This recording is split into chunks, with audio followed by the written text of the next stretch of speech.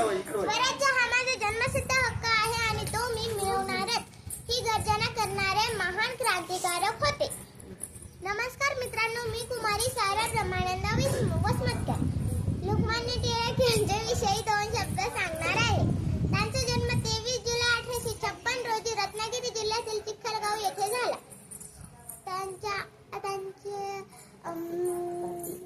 भारतीय असंतोषाचे जनक त्यांना म्हटले जाते. केसरी आणि मराठा ही वृत्तपत्रे त्यांनी सुरू केली.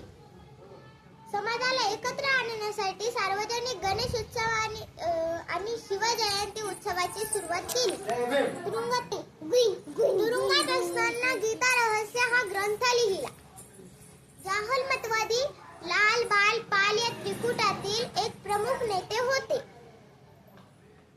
त्यांच्या आईचे नाव पार्वतीबाई व त्यांच्या पत्नीचे नाव सत्यभामाबाई असे होते.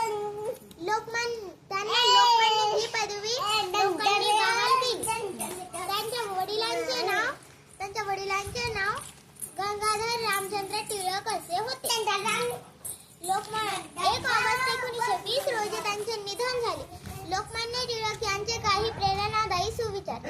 स्वर्गापेक्षा चांगल्या पुस्तकांचे मी अधिक स्वागत करेन, कारण ते जेथे असतात तेथे स्वर्ग निर्माण होतो. देव आळशी लोकांसाठी अवतार घेत नाही, तो केवळ कष्टकरी लोकांसाठी दिसतो. म्हणून काम करण्यास सुरुवात करा. We spend our day waiting for the ideal path, but to appear in front of us. But what we forget is that paths are made by waiting, not by walking. Not by waiting.